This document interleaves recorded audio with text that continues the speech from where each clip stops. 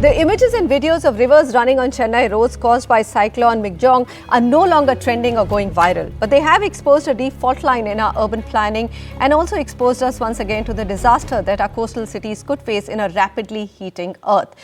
We have with us Shreya Gadepalli and Arun Krishnamurthy. Arun, the cyclone was being spoken about. It's going to land in Chennai in Tamil Nadu and it could be very severe. It was being spoken about. IMD did its job of predicting it. Do you think the city authorities were ready enough? I know that the rainfall exceeded. It was the highest in 47 years. 24 hours, Chennai has not seen that kind of rainfall.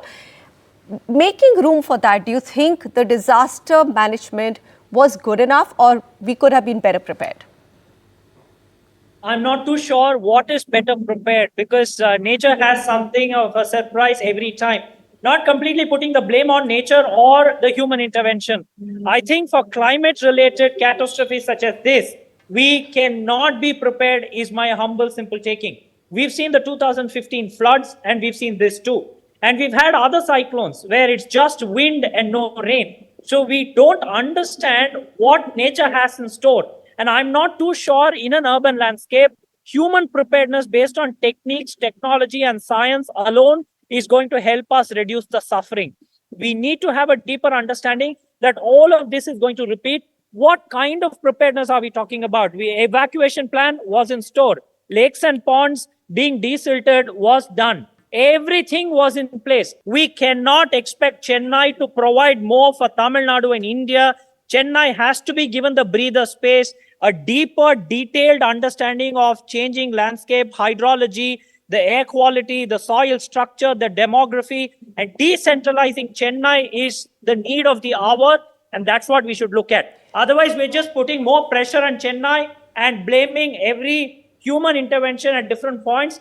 It's not wrong to have aspirations, but it is wrong to have aspirations in the same city time and again is my humble submission. Arun, you've really picked up a very, very interesting point. Our mega cities are absolutely bursting at their seams, because the economic opportunities are there. Migration is just coming into these cities. Shreya, this is another, I would like to ask you this question. Do you believe that there is probably the need to take that bold step? Like even Hyderabad, for example, the entire Telangana's economy depends on one city, which is Hyderabad, right? All the attention is there and it's probably also not climate resilient at all. Touch wood and cross my fingers, nothing really has happened. We've seen what's happening to Mumbai.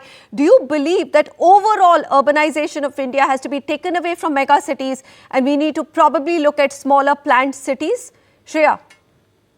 So, one thing to note is I think Tamil Nadu is slightly better in terms of wider urbanization rather than being dependent only on Chennai. We also have the entire Coimbatore, Tirupur, Erode, Salem belt, which has urbanized and is acting as a counter magnet, if you will, to some degree to Chennai. There are other cities as well, like Madurai, which have 1 million plus population. So it's one of the few states. Like if you were to compare this to the neighboring Karnataka, you don't have that many secondary tier 2 cities in Karnataka as many as Tamil Nadu has.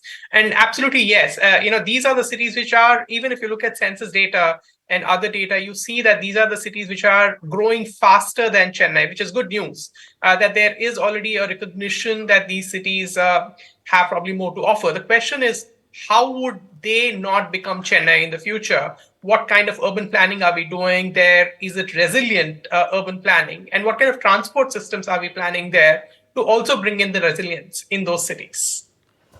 All right. So what I'm hearing is that, okay, not just these mega cities, but we have to, okay, Arun's raising his hands. Quick wrap out, Arun. 10 seconds, 20 seconds. The vulnerability that Chennai faces compared to other urban pockets of Tamil Nadu is the comparison we have to look at, simply. Yeah. No denying the fact that we are one of the most urbanized states in the country. But the fact that Chennai is on the radar for Chennai Kadalur, for example, Kadalur district, Viluppuram district, Tiruvallur, Kanchipuram, Chennai, all these are on the radar for one calamity after the other, which we have seen in the last 20 years, 2 decades.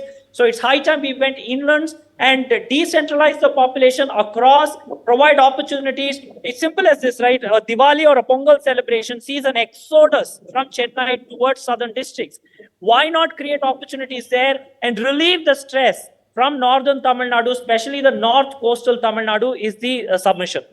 Well, it seems responsible and planned urbanization is the only way to climate-proof our coastal cities and also ensure that our mega cities are not growing at an unviable pace. Goodbye and thanks so much for watching.